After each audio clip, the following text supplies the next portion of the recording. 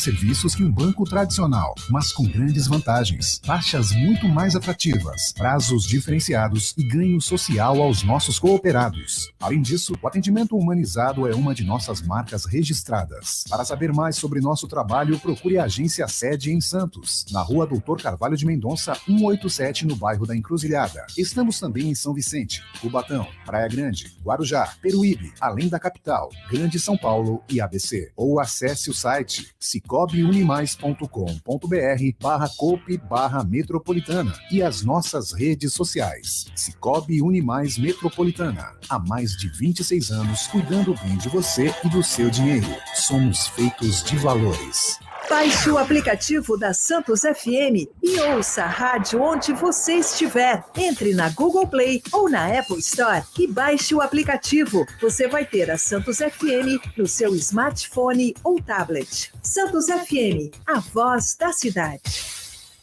Você pode nem perceber, mas tem Greenpeace no seu dia. Enquanto você toma café ou leva as crianças para a escola, sai e entra de reunião, o Greenpeace também trabalha por um planeta melhor para você e sua família.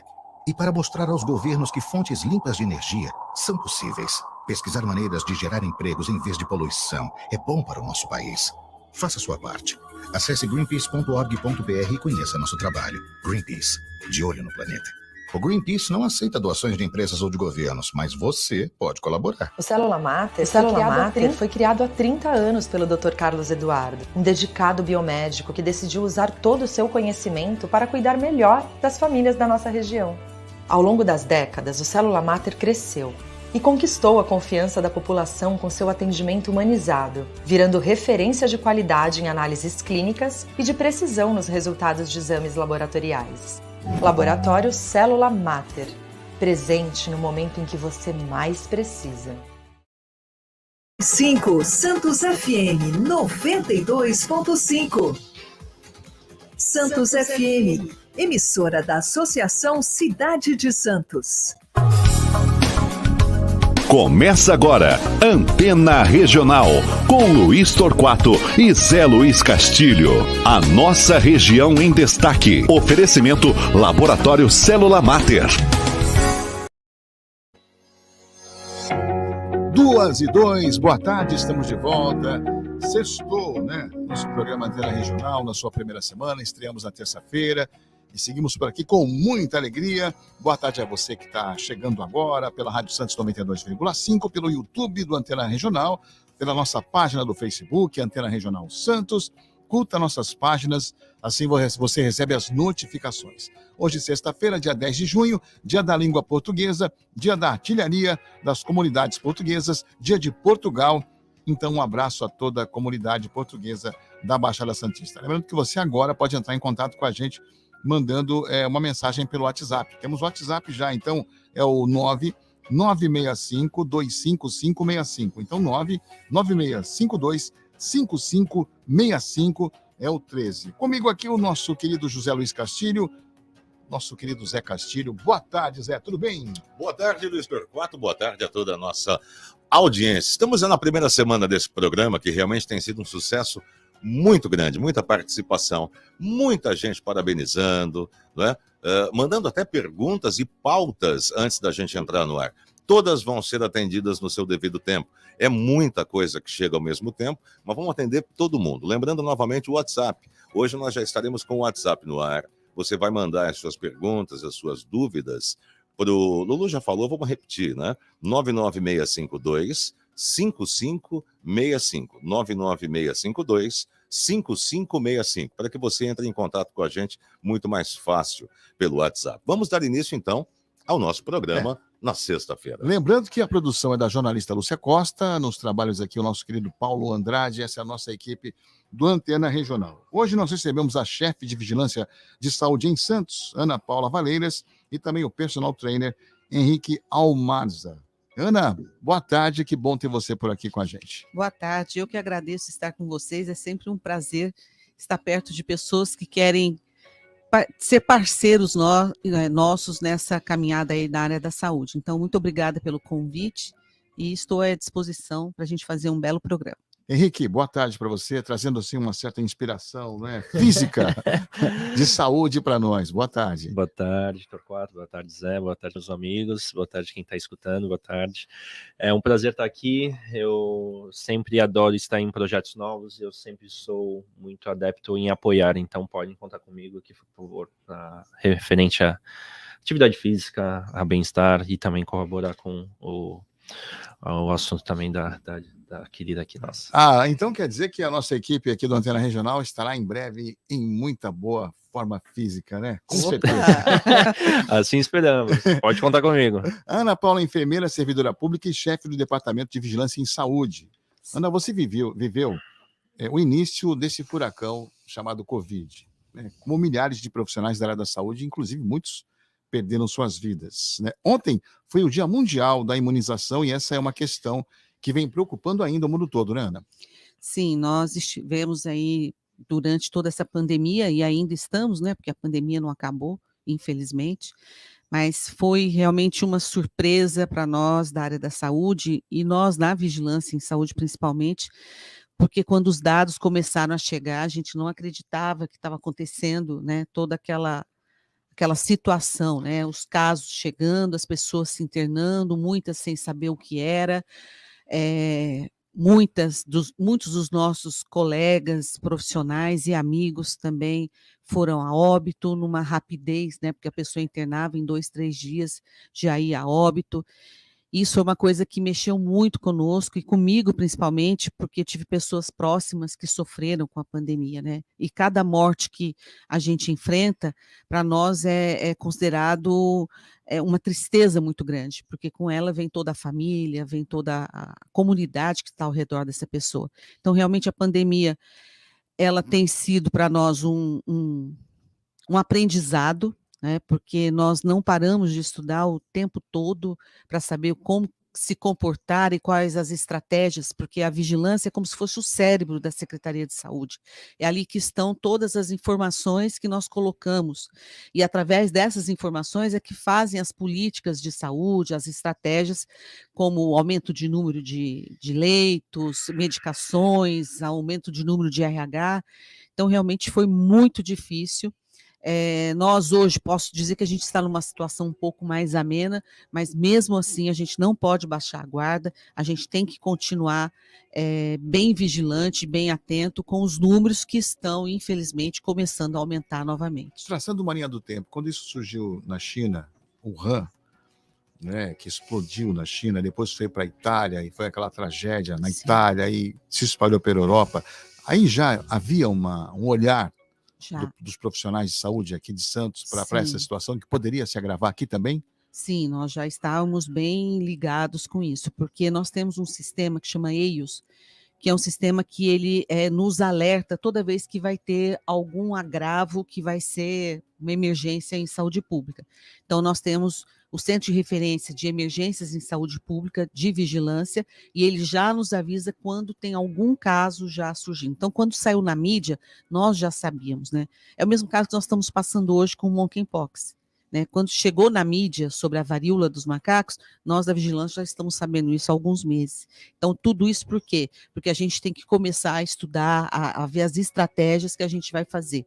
Por isso que Santos, quando teve a pandemia, nós não demoramos praticamente nada para ter os leitos abertos, o Hospital Vitória, que era um hospital de campanha, as tendas. Por quê? Porque tudo isso a gente já tinha conversado com o prefeito da época, o secretário naquela gestão, para que a gente ganhasse tempo e não ficasse esperando a doença chegar aqui, se alastrar e a gente ficar de mãos amarradas, né?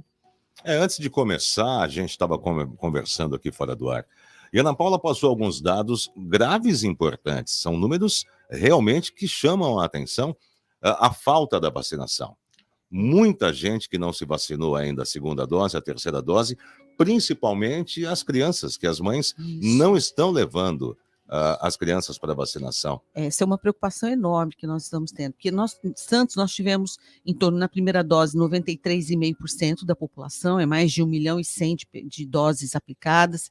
Na segunda dose também tivemos uma boa vacinação, porém, nas doses de reforço, que seria a primeira dose de reforço e a segunda dose de reforço, nós não estamos tendo uma cobertura tão boa como nós gostaríamos. E o pior, principalmente nas crianças.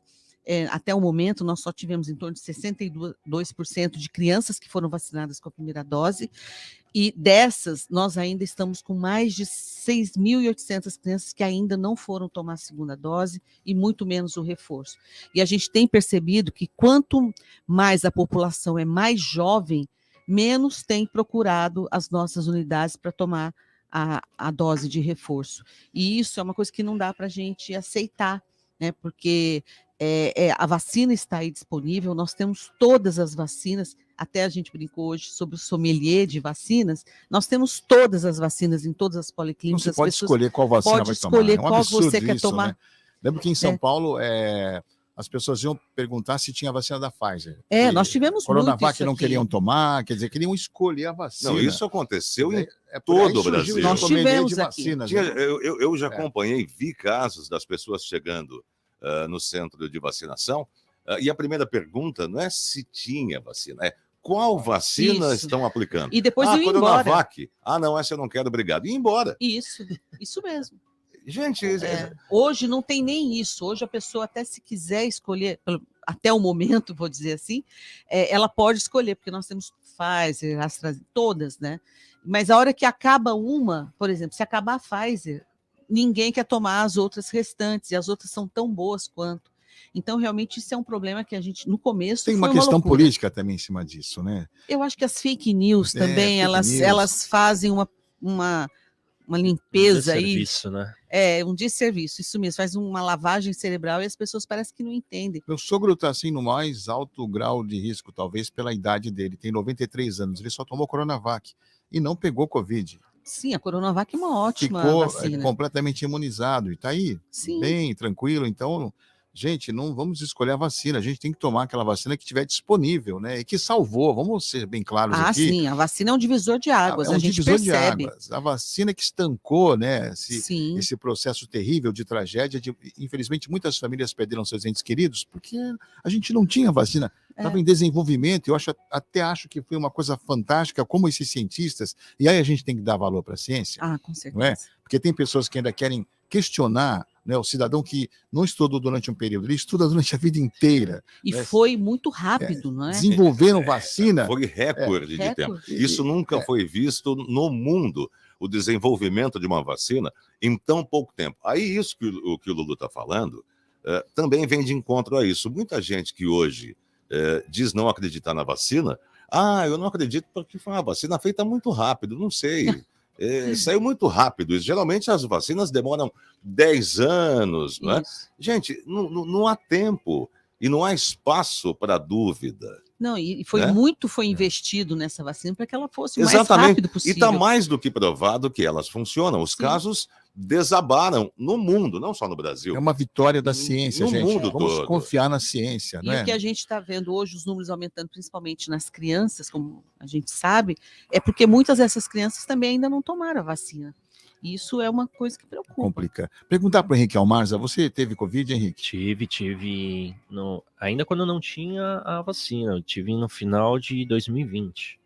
Passei o período de quarentena, de pandemia totalmente recluso, fazendo meus atendimentos Muitos online. sintomas, não? Ou foi, vamos chamar daquela leve? Eu já tenho sinusite, né? Então é uma coisa crônica que eu já tenho. Então eu acreditava que eu estava com sinusite, porque como era tudo muito novo... Eu tive assim, na segunda Covid, era uma sinusite. É uma sinusite, uma Fiz dor o de teste cabeça. e deu Covid. E eu sou um cara que eu vi, mas tem enxaqueca, não sei, por dormir pouco, excesso de café. Então eu fiquei com aquela enxaqueca, e eu tava atendendo um condomínio que era do lado de onde eu estava fazendo o teste, fui lá e deu positivo. Assim, me deixou um pouco angustiado por conta da convivência que eu tava tendo com minha namorada, meus familiares e tal, e já tinha um pouco liberado, né? Mas eu acho muito importante quando a gente tocar sobre esse assunto de disseminação de coisas erradas, né? Eu sou da área da saúde, a gente se baseia na evidências científicas, né? Então, quando começou a se espalhar muitas notícias, né? Eu acho que foi fundamental a gente se basear em artigos científicos. Então, foi um período que eu estava em casa, eu não parei meus atendimentos, meus atendimentos foi online, uma coisa que depois é até interessante a gente falar, da atividade física que a gente fez em casa, tal, etc. E foi o tempo também que tive também para começar a pesquisar. Porque assim, eu me recusei a ficar vendo notícias de WhatsApp. Sim. Eu me recusei a ficar vendo notícias de Facebook, WhatsApp são os maiores disseminadores de fake news. Eu acho que foi fundamental as pessoas... ruim é que por pesquisa, a maior fonte de informação que as pessoas utilizam é o próprio Facebook, né, que é recheado de notícias falsas. Né? Então, por conta disso, eu falei, quer saber, vamos estudar, vamos ver, e realmente era coisas científicas, que a vacina, somente uma vacinação em grande escala, que poderia estar diminuindo com grande quantidade os casos de Covid. Então foi isso, cara. Eu acredito que foi. Agora, no caso das pessoas recuperadas, eu sei que tem muitos alunos seus, né, que tiveram também Covid. Sim. Você sentiu isso? Alguns apresentam sequelas, dificuldade no preparo físico, ainda tem falta de ar, dores articulares. Graças aos deuses, eu acho que todos os meus alunos tomaram a vacina. Eu acho que não teve nenhum que se recusou. E também totalmente à vontade, cada um tem seu livre-arbítrio, né? Mas todos sentiram a necessidade de tomar vacina. Os que tiveram, no processo de recuperação do Covid, a gente percebia que eles voltavam muito com falta de ar, a oxigenação, a saturação veio meio baixa. Então, qual é o nosso processo de uma recuperação de uma Covid, né? A gente primeiro colocava a intensidade de acordo com o aluno, principalmente na parte de cardiorrespiratória.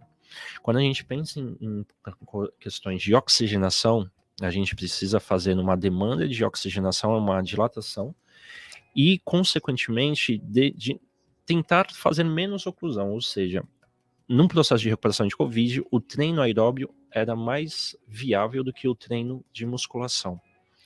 Porque quando a gente faz essa musculação, quando a gente tem aquela fadiga muscular, quando a gente tem aquela acidose, isso não é tão interessante. Uma vez fazendo mais aeróbio, a gente conseguia ter um processo de... E eu conversando com o aluno, para ver se ele conseguia fazer o cardio e ele conseguia falar comigo. E isso foi fundamental. Algumas alunas que já estavam num período, que já estando numa pré-menopausa, teve um processo adiantado com um dos sintomas. Então, teve que fazer, depois que tudo tomou as vacinas e tal, teve que fazer um acompanhamento mais preciso com os ginecologistas. E principalmente no processo de recuperação, a gente colocava as intensidades até de musculação, que musculação dá pra gente colocar não chegando na sua fadiga, não visando um processo de hipertrofia, mas também colaborando com o trabalho aeróbio.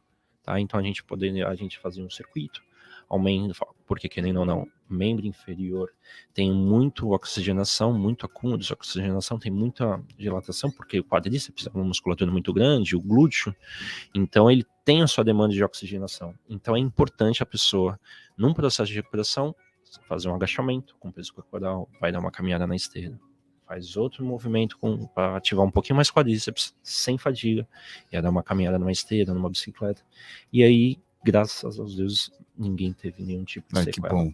Lembrando que o WhatsApp da gente aqui é o 99652-5565. 99652-5565. Hoje no programa nós estamos recebendo aqui os nossos convidados, né, para que expliquem para a gente coisas muito importantes. A gente está com a Ana Paula, que é enfermeira, servidora pública, chefe do Departamento de Vigilância em Santos. Ana, nesse período que a gente está passando agora, é um período complicado porque é o das síndromes gripais. Né? Muita gente está confundindo, né, sintomas. Eu não vou fazer teste porque eu estou com... isso aqui é uma gripe. Eu vi muita gente falar isso. Né? Isso aqui é uma gripe, eu estou acostumada com isso, não vou fazer teste porque não é Covid. Isso causa, né, uma grande confusão. Eu imagino que os números que a gente tem contabilizados, eles podem ser muito maiores ainda de pessoas que não foram procurar o sistema de saúde, e que não fizeram nenhum tipo de teste. As pessoas realmente estão passando agora por um período, né, da síndrome respiratória. E essa síndrome respiratória pode ser uma influenza, né, uma gripe, como pode ser também a Covid. E realmente estão confundindo, né? Então não vão fazer os testes, esses testes, então a gente não fica sabendo da notificação dos resultados. A pessoa continua fazendo as suas atividades diárias e sendo um potencial transmissor da Covid e às vezes da gripe também. E além dessas doenças, nós estamos tendo também bastante pneumonia nesse período, e uma coisa que nos preocupa, que hoje, inclusive, nós fizemos reunião a partir disso, é os casos de meningite também têm aumentado, né? Então, nós estamos num período que essas doenças respiratórias estão, assim, com tudo. Mas sempre o diagnóstico diferencial, a primeira coisa que tem que ser feita, porque os sintomas dessas doenças virais, eles são muito parecidos. É febre, prostração, nariz entupido, coriza, tosse, dor de garganta, é tudo muito parecido. Então, o diagnóstico diferencial primeiro é fazer o teste de antígeno, né, o teste rápido para a Covid. Descartando a Covid, aí começa a fazer todos os outros testes para as outras doenças. Descarta primeiro a primeira Covid ou é confirma. COVID. Então, quer dizer que essa triagem, né, na porta de entrada do sistema, essa triagem é fundamental para dar seguimento aí, prosseguimento aos tratamentos, né? Sim, e nós, nas nossas 31 unidades, temos os testes e temos também nas 3 UPAs de Santos, pelo SUS, né, que a pessoa pode fazer, né? E às vezes as pessoas não querem utilizar as unidades nossas, né, da rede de saúde, se elas quiserem ir na farmácia também comprar um teste, hoje tem testes baratos e que também são bastante confiáveis. Então, não há motivo para não fazer a testagem, né? Mas os testes não são notificados, né? Para o sistema de saúde. Os testes que são testes feitos de farmácia. Os uso da autotestes, farmácia, sim. Os autotestes não, porque a gente não tem o controle dele, mas todos os outros testes que são feitos na farmácia, hospitais, clínicas, todos são notificados para vigilância. E falar em notificação, como é que está hoje, não só a cidade de Santos, mas todo aqui o litoral, no sentido de casos e internações? Ainda está sob controle? Qual que é a previsão, qual é a visão que a Secretaria tem hoje para o futuro com a Covid? Porque aqui foi falado anteontem, Curitiba está 100% dos hospitais. Claro, e aí entra no que o Lulu falou, no que acabou de ser dito. Pode ser também, claro, a gripe, né? Pode ser no todo, né? Devido ao inverno. De qualquer maneira, se eu não me engano, a Lúcia colocou um dado aqui, 93% em São Paulo e meio correspondem à Covid, né? Quer dizer, de todas as síndromes, hoje a gente tem uma prevalência enorme da Covid, né? Internação UTI, hoje, aqui na região, como é que está isso? Olha, eu não tenho dado da região, mas como Santos é uma cidade polo e que a maioria dos casos vem para Santos, nós ainda estamos de uma maneira bastante confortável, em torno de 12%, 14%. Hoje nós temos 18 pessoas internadas em todos os hospitais, se a gente somar de Santos, nós temos 18 pessoas internadas UTI Covid. Então, ainda está uma situação bastante tranquila. Mas o que a gente está preocupado é que os números de casos confirmados aumentaram muito. Para você ter ideia, de 1º a 30 de abril, nós tivemos em torno de 450 casos. De 1º de abril a 30 de maio, nós tivemos 1.754 casos. Ou seja, nós tivemos 309% de aumento nos casos confirmados de Covid. Só que com uma característica, casos que não precisaram de internação, na sua maioria, e muito menos de UTI. Agora, nós estamos de 1 a 7 de junho, nós já estamos com 611 casos. Estamos fazendo uma previsão aí até o final do mês, acho que a gente vai passar os 1.700.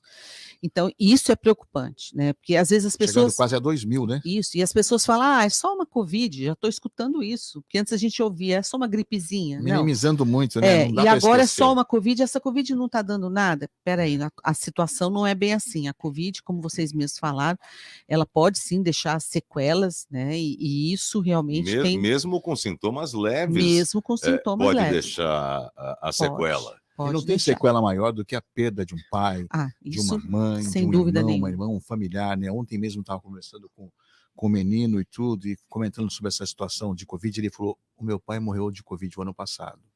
E foi uma coisa tão rápida, uma coisa tão, assim, absurda, que até hoje a gente não acredita. Como é que o processo foi tão rápido, muito né? rápido. Aquela perda, uma pessoa que estava com a gente feliz, saudável, e de repente foi infectada, em pouco tempo faleceu. E às Então, vezes a gente nem acredita, né? nem Luiz, acredita. como? Eu estava com ele ontem, eu perdi Ontem. 9 amigos em uma semana.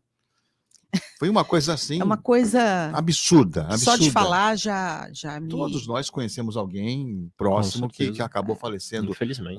pela Covid. Então a gente não pode passar o pano, né? Não. Não, mas agora está fraquinho. Vamos pensar naquelas pessoas que não tiveram a mesma oportunidade, que pessoas que hoje se recusam a tomar vacina, pessoas que dariam a própria vida, literalmente, para Pra tomar tomar uma dose da vacina, e quem sabe a história seria muito diferente, né? É. Para tanta gente, tantas famílias. Então a gente não pode jamais.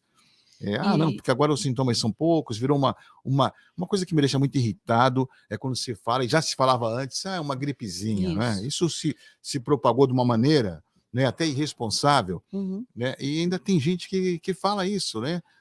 Então, Na verdade, não é nem essa a pior frase da gripezinha. A pior frase é: a pandemia já acabou. Sim. Essa é a pior colocação. Não, a pandemia já passou. Mas essa colocação também tem a ver com a parte financeira, porque a partir do momento que você fala a pandemia acabou, os recursos financeiros não precisam ser direcionados Exatamente. aos municípios e estados. Deixa eu só aqui agora, a gente tem bastante mensagem. Vamos lá, olha só, tem aqui. Rosana Costa, tira o meu chapéu para esta profissional, muito bem esclarecedora. Parabéns, doutora Ana. Obrigada. Quem mais? Tem bastante coisa aqui. Gislene Chaves, atividade física e todo o empenho e dedicação do Henrique foi fundamental a todos nós. Passamos pela pandemia treinando online com muita disciplina. Só podemos agradecer por estarmos aqui hoje. Obrigado, Gi. No WhatsApp, boa tarde. Me chamo Raquel, gostaria de saber do personal como funcionaram os treinos durante a pandemia. Tá, bacana. Quando a gente se deparou, e foi muito engraçado que a pandemia foi em março, né? De Isso. 20. Começou Não, forte quando em fecharam março. tudo foi em março, Foi né? em março. Eu faço aniversário dia 17 de março, né? No dia 18, eu fui dar aula, no dia 19 fecharam as academias. Eu sou personal trainer, né? A gente sempre trabalha dentro de academia, e um dos ambientes, tudo foi fechado, né? Aí a gente se deparou, né? Aí a gente parou para pensar como é que a gente pode não deixar as pessoas em casa parada, né? Não vamos colocar, não na parte de sedentarismo somente, tá? Vamos colocar na parte de processo mental, a fisiologia da pessoa que é ativa, bom, enfim. A gente sabe muito bem que atividade física, exercício físico só para vocês entenderem a diferença de atividade física e exercício físico. Atividade física é quando a gente vai no shopping, quando a gente vem aqui, né, a gente vai na padaria, isso é uma atividade física, a gente se desloca. Exercício físico. varrer a casa. É um exercício que a dona de casa faz. Bom, a dona de casa tem assim uma carga física imensa. Imensa. Né? Mas isso não é exercício lavar físico. banheiro. É atividade Isso física. Atividade, mas tem atividade, né? Atividade física é isso. É. Exercício físico é quando a gente faz algumas coisas sistêmicas, com pausas. Então a gente decidiu fazer isso de uma maneira online. Como é que a gente vai fazer isso? A gente vai fazer por call. A gente vai fazer em videochamada. Então, se não tinha halter, tem mochila com um caderno. Se não tem barra de agachar, a gente coloca um cabo de vassoura. E aí a gente foi trabalhando as variantes. Porque a gente consegue colocar intensidade com carga numa academia, a gente consegue colocar... Mas vai pegar um bujão de gás, hein? Não, imagina. Não é para levantar um sofá, mas a gente consegue colocar intensidade pedindo para descer mais devagar no agachamento, para subir mais devagar, pedindo para fazer... botijão, né? Eu falei um bujão, é um botijão, né? Fala, botijão. Minha mãe Então, falava bujão, né? Em casa, No interior fala bujão. Bujão, né? Botijão. Aqui é botijão. É. E a gente começou a utilizar cadeiras, utilizar cadernos, utilizar o skate do filho, utilizar a bola do filho, e assim a gente conseguiu ficar por 6 meses fazendo atividade física e gerando resultados. O melhor de tudo foi gerando resultados. Sabe que você estava falando, eu estava aqui lembrando de quando foi para a gente tomar a decisão de fechar tudo. Foi difícil, hein? Foi muito difícil. O sofrimento que nós tivemos, porque a gente sabia que tem toda a parte econômica, né? Isso eu estava conversando. Não dava para a gente fechar os olhos em relação a isso. Conversando com um amigo meu lá na época, e ele falou para mim, ele falou, olha, eu queria estar em qualquer lugar, menos no lugar do gestor. Sim. Eu não queria estar com essa carga. Foi muito difícil. Em cima dos ombros de fechar tudo. Como é que foi isso? Nossa, foi uma coisa assim que nós tivemos que mostrar números, os indicadores, e o nosso prefeito teve que confiar naquilo que nós estávamos falando. Contra todo mundo. Contra todo mundo, contra todas as pressões, né? Eu acho que realmente ele teve uma postura que tinha que ser tomada naquele momento. Quando a gente teve aquele Réveillon, que a praia ficou toda fechada, né? E a gente olhava... A praia fechada, toda né? fechada. Uma tristeza... E total e absoluta. Nós cena não de um filme de queríamos ficção, que isso acontecesse, né? Mas não tinha outro jeito da gente dar uma brecada naquele momento, né? E essa decisão, você estava falando agora aí do personal, né? Como foi difícil, né? A gente se adaptar, tudo isso fechar. Até hoje pessoas ainda sofrem o problema todo econômico que foi, né? Pessoas perdendo emprego. A gente sabe, mas o que a gente sempre falava, tem que tomar decisão para a gente não perder mais vidas. E nós já tínhamos perdido muitas pessoas, né? Então, realmente, eu estava aqui pensando e fui até me arrepiando de lembrar das reuniões que nós tínhamos também com a nossa vice-prefeita, falando para eles, olha o que está acontecendo e a gente precisa tomar uma decisão agora, né? E a decisão foi tomada, mas vou compartilhar com vocês que foi muito difícil. Mas eu acredito. Na tua opinião, o lockdown segurou mais ou menos 50%, 40%, 60%? Segurou quase 70% dos casos. Se não houvesse isso, a tragédia ia ser muito maior, nós não íamos ter capacidade, porque junto com isso, não vamos esquecer que nós estávamos em plena temporada de navios de cruzeiros. Exatamente. E isso também foi um outro problema que nós tivemos, porque nós tivemos que parar 3 grandes empresas que estavam aqui no Porto de Santos, né? Com cada uma com 2.000, 1.500 tripulantes, fora os passageiros. 4.000 passageiros, e vocês já com as passagens pagas. Imagina esse pessoal todo adoentando e entrando na nossa rede de hospitais de saúde, né? Santos não ia ter leito para todos essas pessoas, não, né? Foi um momento muito uma coisa grave. Impressionante, assim, vamos imaginar se fosse uma doença já conhecida, né? Que de repente tomou conta, mas que todos já soubessem como lidar com ela. Essa é uma situação. Como, por exemplo, o sarampo. O sarampo. Agora, a Covid foi uma doença nova.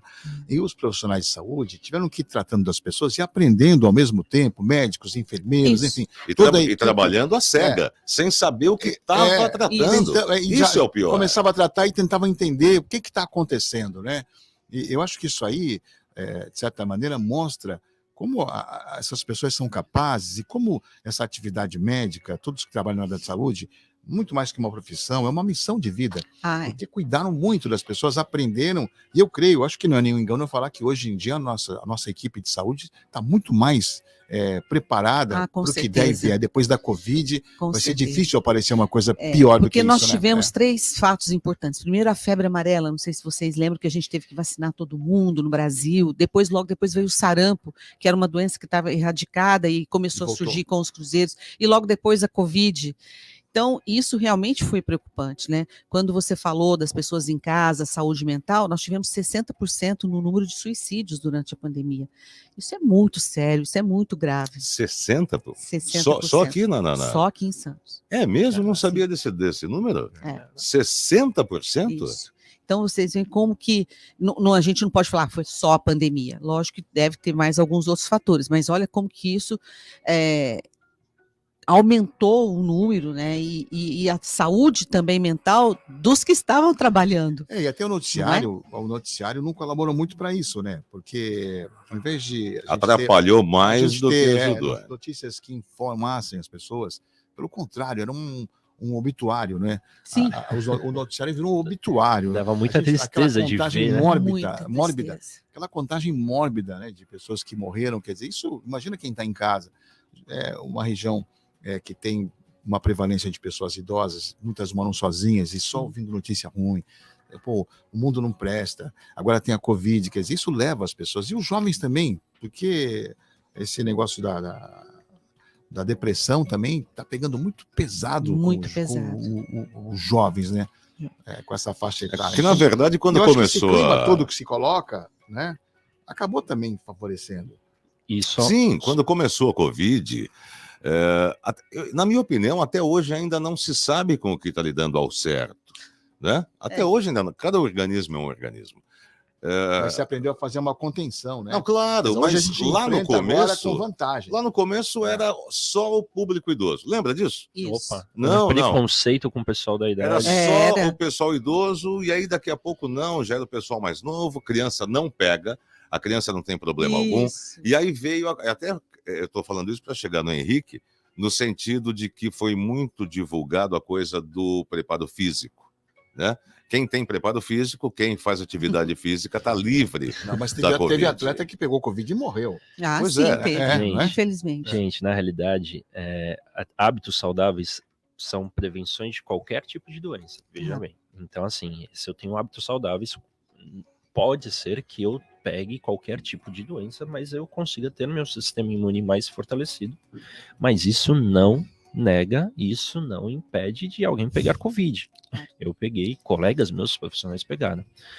Então, isso daí, eu acho que foi uma das grandes detalhes. Nenhum artigo científico falava sobre isso. Nada. Isso daí era informações de boca a boca. Aquelas informações que circulavam pelas redes sociais e por WhatsApp. Então, nenhum artigo científico. O que realmente os artigos falam é que pessoas saudáveis têm a sua recuperação melhor quando se tem Covid-19. Só podendo ter sequelas mais brandas, mas dependendo de um histórico genético, se tem alguma predisposição, pode estar tendo. Caso ao contrário, não, gente. Então, em nenhum momento as pessoas têm que pensar, eu sou ativo, eu faço atividade física por 20 anos, 10 anos, eu não vou pegar isso.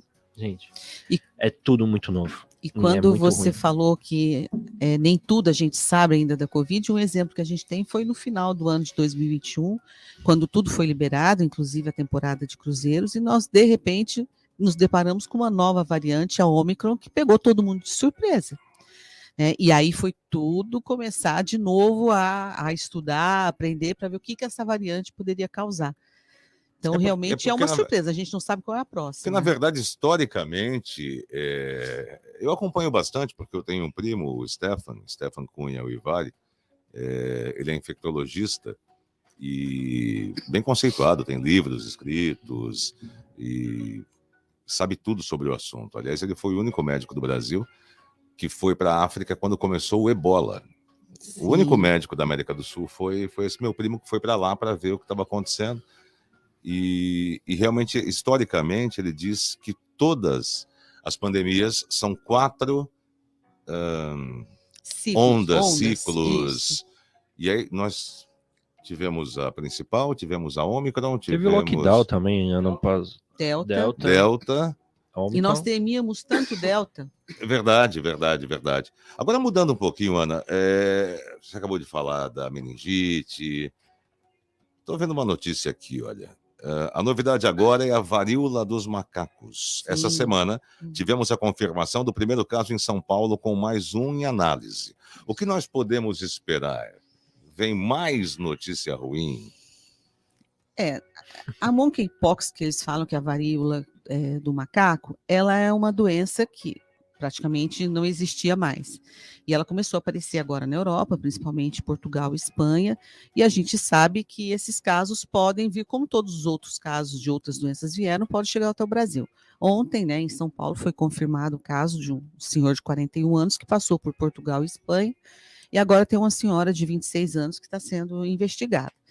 E nós já temos que estar ligados em relação a isso, com protocolos, com os formulários, com as estratégias que a gente vai tomar e tudo isso. É lógico que é uma doença que ela é altamente contagiosa, quando ela aparece com os mesmos sintomas de uma viremia, então febre, dor no corpo, dor de cabeça, ela aparece assim, E ela tem um período que ela fica de 1 a 3 dias em incubação, e aí ela começa a aparecer as erupções, as vesículas na pele, né? Então ela aparece uma bolinha, depois ela vai ficando mais com uma crosta, e geralmente é no rosto e na região do peito, e depois ela pode se alastrar nos braços, até nas palmas das mãos. E qual é a forma de contágio? Pelo ar? A forma de contágio, a principal forma é o contato com essas vesículas. Então, se você tem essas vesículas, eu encosto em você, eu posso adquirir. Ela também pode ser passada através da respiração, das gotículas, né, que a gente solta. Mas é muito menor o contágio através das gotículas do que pelo próprio contato com as vesículas. Então, se eu estou com o braço aqui, eu tenho uma vesícula, você vem e põe o braço, também pode acontecer a contaminação. Essa que está tendo, que a gente chama da varíola do Ocidente, ela é um pouco menos problemática do que na sua contagiosidade aí, ela é de 1 a 3%. A Organização Mundial de Saúde disse que não tem risco nenhum de acontecer uma pandemia. É muito difícil. É difícil. Não muito vai ter difícil. Da porque se fosse a outra varíola dos macacos, que é uma oriental, que essa não está tendo, aí sim ela chegaria a 30% de contágio. Mas essa então, é de 1 a 3%. Não tem aquele contágio exponencial, né? Tipo a Covid, que não, assim, uma coisa muito rápida, é muito contagiosa. Não, dá para você fazer, dá para você fazer a contingência dela o mais rápido possível que com a Covid, que a Covid era realmente através de respirar perto do outro já passa, né? E a testagem, como é que a pessoa sabe? Então, a pessoa tem uma varíola. Ela vai ao serviço de saúde e a gente sabe que todos nós aqui não tivemos contato com essa doença, né? Graças a Deus, então é uma coisa nova também. Então o diagnóstico começa a falar os sinais e sintomas, mas só depois que ela tiver com as erupções que a gente realmente vai ter certeza se é ou não. E tem alguns critérios, né? Foi para a Europa, passou por Portugal, passou pela Espanha, tem uns critérios que a gente segue para nortear esse caso. E a coleta do exame é a coleta da própria vesícula, né? Então é um suave, né? Como se fosse um cotonete grande. A gente coleta dessa lesão, tem que tirar aquela crosta e ir até o fundo dessa lesão. Aí você coloca num tubo, né? Num suave, e aí ela vai para o Instituto Adolph Lutz, que é o único que é credenciado para fazer esse exame, e aí o resultado vem para que a gente realmente saiba se está ou não. Se a pessoa está em boas condições, o fluxo, o protocolo, ela vai para casa e todas as pessoas da casa que têm contato com ela ficarão em isolamento por 21 dias. 21 dias? Até o momento. Eu sempre falo até o momento, porque sempre isso pode mudar daqui que 2 dias a ciência já vem com uma nova pesquisa, mas até ontem que foi, que realmente puseram aí o fluxo, até 21 dias. E assim, garantir que essas pessoas realmente fiquem em casa, né, que esse é o nosso grande problema. Grosso modo, né, lógico que eu não sou especialista em saúde, mas se a pessoa pega uma hepatite, por exemplo, se for aquela menos contagiosa, vai ficar 30 dias, mais ou menos, isolado em casa. Né? A varíola mas praticamente é isso. Praticamente isso. Ela tem que ficar isolada até que essas vesículas desapareçam, secam e cai. Aquela casquinha, né? Aquela crosta, ela cai e aí ela não está mais transmissora. Eu lembro quando eu tive hepatite, eu fiquei isolado, mas a minha mãe, ela tinha que dar os cuidados, né? E minha mãe não pegou hepatite. O meu irmão, o Zé, que também é radialista, jornalista. Sim, eu já vim aqui comigo. O Zé Torquato, o Zé, ele ficou com pena de mim, começou a brincar comigo e pegou também a hepatite, né? A minha avó, que veio do Pará, ficava o tempo todo com a gente, não pegou hepatite. É uma coisa, né? Como varia de pessoa para pessoa, de organismo para organismo. É o que ele falou, né? Da imunidade. Essa da imunidade das pessoas, né? Mas é muito chato, ficar isolado é uma coisa muito, muito chata. E a gente tem outras doenças também novas aí, né? Como a hepatite, que a gente não está sabendo que tipo de hepatite é essa, né? Uma hepatite diferenciada, principalmente em crianças até jovens de 17 anos. E a gente fica pensando, né? Porque, olha, Covid, varíola dos macacos, aí tem agora pneumonia, febre amarela, aí é dengue, a gente está na época da dengue, também dengue agora, né? Tem muitos casos de dengue, chikungunya. É muita doença, né? Se você parar para pensar, né? Assim, você está rodeado de possibilidades. Tá difícil. É melhor não pensar muito, é melhor se prevenir, né, com as vacinas, bom com as medidas. Ter um sistema que funciona, né? Um sistema que te orienta e que, se você tiver algum problema, ele está pronto, né, através dos seus técnicos, da sua equipe, de te atender da melhor maneira e para que você fique bem, né? E acho que o papel de vocês de estar divulgando, informando, orientando a população através aqui do jornalismo é importantíssimo, né? Porque a voz de vocês é também muito escutada. Então, o papel que vocês têm social frente a isso, então, né? a voz A dele voz eu nem vou falar, né? Henrique, você falou, o Henrique contou aqui do problema que ele teve, não? Só relacionado a isso, primeiro aqui, a Adriana Aparecida, parabenizando a doutora Ana, uma das melhores gestoras da saúde que Santos já teve. Nossa. Aqui, Obrigada. Gileno dos Santos. Quero agradecer ao professor Henrique, que na pandemia sofria um infarto. Infarto ou infarto? Os dois, tanto faz. Dois. Que na pandemia sofreu um infarto e ele fez minha recuperação física, porque tudo estava fechado e a dedicação dele, graças à dedicação dele, hoje eu estou bem. Gostaria de perguntar ao professor Henrique quando é válido, após esse tipo de cirurgia, começar o exercício físico novamente. Esse seu Gileno é meu pai, hein? Teu pai? É meu pai. Meu pai infartou eu acho que era ano bissexto, né? Então ele infartou no último dia 29 de fevereiro. E ele teve alta no dia 16 e meu aniversário foi dia 17 e fechou tudo dia 19. Então por pouco meu pai não pega tudo fechado no hospital e eu não conseguia nem vê-lo mais. Então, e no processo de recuperação, pois a minha especialidade em reabilitação, fiz pós disso, então foi fundamental. Eu tive tempo para cuidar do meu pai, né? A agenda permitia, porque estava num processo online, e foi fundamental o processo de recuperação, principalmente porque quando você tem um infarto, ou infarte, eu não sabia que poderia falar a mesma coisa. Você tem uma abre seu peitoral e só a musculatura toda são rompidas, né? Então, muitas vezes o processo de cicatrização tem muito fibrose, né?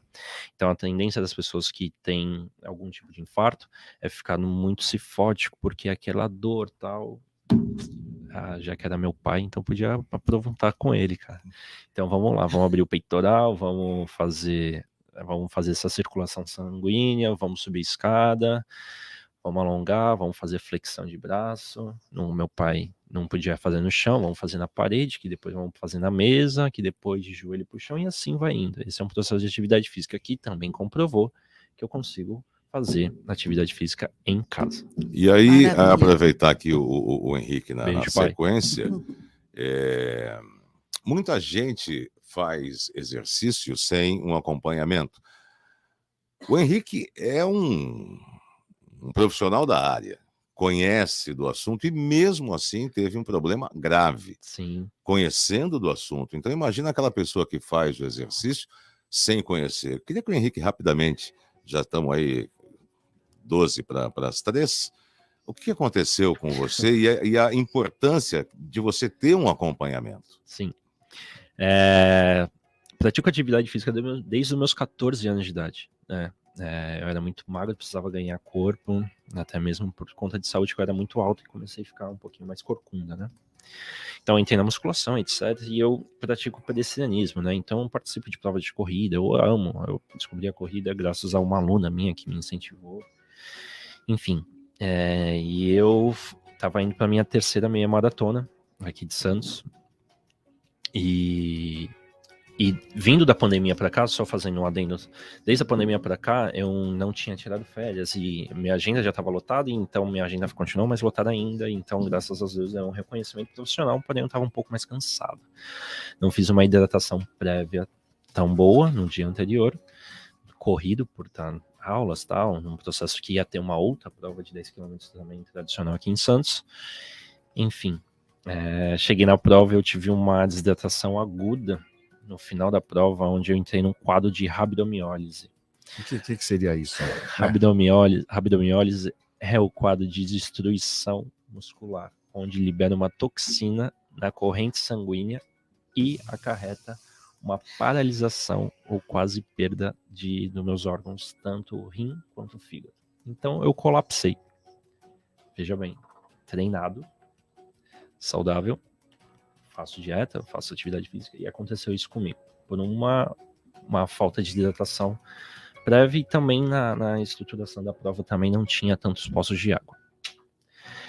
Fiquei entubado por 18 horas, fiquei na UTI por 7 dias e depois mais 6 dias no quarto até ter alta. Isso tudo nesse mês de maio. E fiquei mais 15 dias em recuperação, porque meu fígado quase perdi, meu rim por pouco, né, não cogitar, não fazer também hemodiálise. E tudo isso num período curto, de 13 dias, né, Aí eu parei para pensar, falei, caramba, o que foi que aconteceu? Aí a gente para pensar, ver os prós e contras, ver o que levou e o que tá me tirando de lá. O que me levou, muita gente considerou que é o excesso de atividade física, foi alguma coisa extraordinária, mas não. O que me tirou de lá foi fazer atividade física, porque se é uma pessoa sedentária que não tem hábitos saudáveis, tinha morrido na prova, e eu te garanto com isso. Quer dizer, isso te deu força para resistir. Sim, né? sim, porque na realidade, quando a gente entra num quadro agudo, muito difícil de parada, principalmente de quase os dois, um dos principais órgãos vitais, que é o fígado e o rim, qual é a tendência a isso? Colapsar os demais órgãos, e isso gerar uma falência múltipla, né? E isso foi revertido posso te falar, em 3 dias. Nossa. Domingo, entubado, como induzido. Segunda-feira, tirou a sedação. Terça-feira, acordei.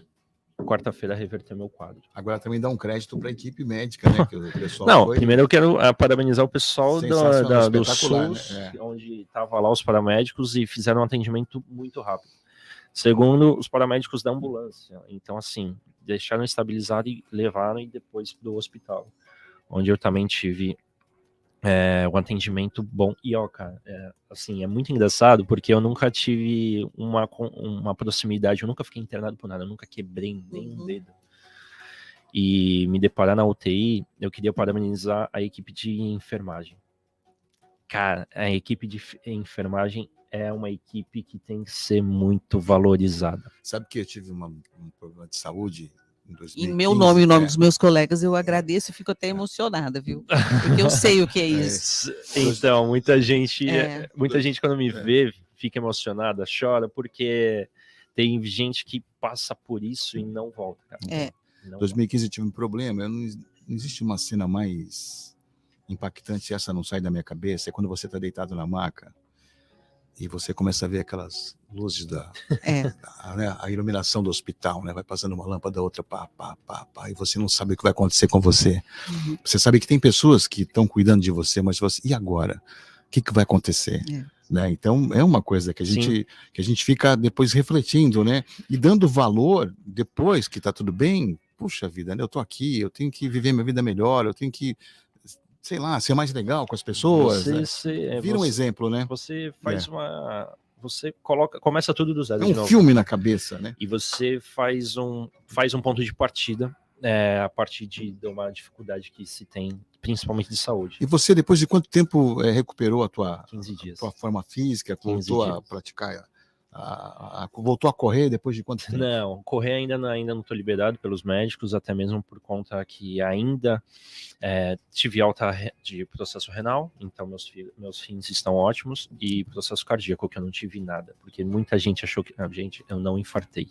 Aproveita o final para falar da Almarza, fala que tipo de trabalho que você faz, para de repente quem está aqui ouvindo a gente está interessado, conta pra gente. Almarza Treinamentos é um método de treinamento, é um estilo de treinamento que eu criei mediante a necessidade que os alunos têm. Eu vejo na academia de musculação a necessidade que as pessoas têm de ter um treinamento direcionado para aquele tipo de objetivo. E as pessoas, muitos personagens, muitos colegas, muitas pessoas também leigas acreditam que a gente só trabalha em cima de gordura e músculo. E a gente faz um treinamento personalizado para entender o âmbito total da pessoa. Se ela dorme pouco, se ela dorme menos, se ela dorme mais, se ela come bem, se come mais. Então, assim, o Almarza Treinamento é um treino totalmente direcionado para o estilo de vida da pessoa. Então, eu tenho uma pós em reabilitação, onde eu preciso pelo menos entender se ela precisa de um fortalecimento, se ela precisa desse fortalecimento, algum tipo de mobilidade, e se isso sim completando com o estilo de vida dela. Eu não posso impor nada diferente do que ela vive num ambiente fora da academia. Eu estou aqui para complementar. Então, o trabalho do personal trainer do Almarza é complementar a vida dela com a atividade física. Quem e quiser não impor. procurar, quem quiser estar interessado agora, Olha, eu já o que estou faz? interessado. Seja bem-vinda. Já ganhou uma cliente Fala assim, aqui. quem Seja tiver bem-vindo. afim, o que faz? No Instagram, Almarza Treinamento. Na minha página pessoal, Henrique Almarza. Manda um direct. A gente tem uma planilha, a gente tem uma consultoria online, que na pandemia foi aberto esse mundo, e a gente permaneceu, então, planilhas personalizadas diretamente para a pessoa, ou até mesmo o presencial. Não garanto que a gente está um pouquinho bagunçada, mas o online 100% pode estar contando comigo. Ana Paula Valeiras, a tua mensagem final aí para os moradores de Santos, né, especialmente nessa situação aí do...